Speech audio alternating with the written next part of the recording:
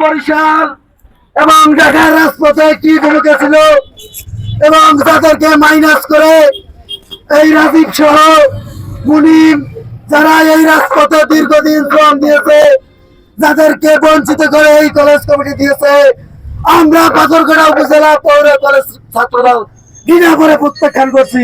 এই কমিটি আমরা মানি না। অবিলম্বে সেন্ট্রাল থেকে যেই টিম পাথরঘাটায় আসছে, বরগুনায় আসছে, আমি মনিবের দৃষ্টি আকর্ষণ করছি, আমি জেলা ছাত্র দলের দৃষ্টি আকর্ষণ করছি, আপনারা অনত বিলম্বে দ্রুত এই একটি টিম গঠন করবেন, যে টিমের মাধ্যমে সুন্দর একটি সুশৃঙ্খল কমিটি পাথরঘাটা কলেজ ছাত্র যেটা ডিজার্ভ করে সেই কমিটি দিবেন। একটি সুষ্ঠু তদন্ত সাপেক্ষে একটি কমিটি আমরা আবারও বহাল চাচ্ছি, যে এই কমিটি দিচ্ছেন আপনারা, এই কমিটি আপনারা বিলুপ্ত করবেন।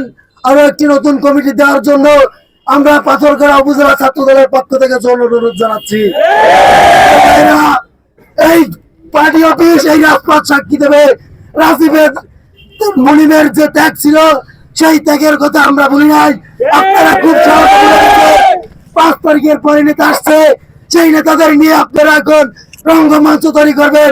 আমরা তৈরি হতে দেবো সেই রঙ্গমঞ্চ করে দিব। যারা বিগত দিনে ত্যাগ শ্রম করেছে আমরা তাদের সাথে আছি, বুইভর দালালদের সাথে নাই। আমি উদ্যত আহ্বান জানাচ্ছি, আবারও বলছি, জেলা ছাত্র দলের সম্মানিত সভাপতি সেক্রেটারিকে অনুরোধ জানাচ্ছি, আপনারা দ্রুত একটি টিম গঠন করুন, কলেজ ছাত্র দলের একটি নতুন কমিটি আপনারা আমরা দাবি করছি যে এই কমিটি দিয়েছেন, এই কমিটি কোনোভাবেই গ্রহণযোগ্য না।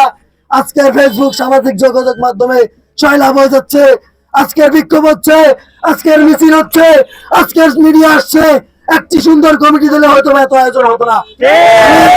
আমি সবাইকে উদ্যত আহ্বান জানাচ্ছি, ছাত্রদল সংগ্রাম ঐতিহ্য গৌরবের একটি সুশৃঙ্খল ছাত্রদল, এই ঐতিহ্য ধরে রাখতে আমরা চেষ্টা চাচ্ছি, আমরা এই কমিটি প্রত্যাহার চাচ্ছি এবং নতুন কমিটিতে যারা বঞ্চিত হয়েছে তাদের ইনক্লুড করার মাধ্যমে আরো একটি সুন্দর শক্তিশালী কমিটি দাবি জানাচ্ছি।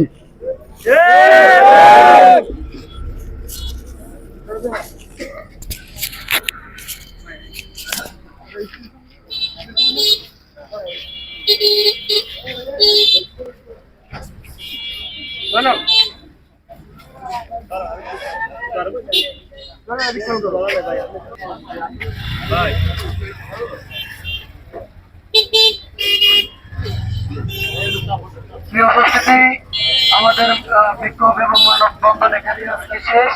অসংখ্য ধন্যবাদ, দূর দূরান্ত থেকে আপনারা আসছেন, আপনাদের অসংখ্য ধন্যবাদ জানাই।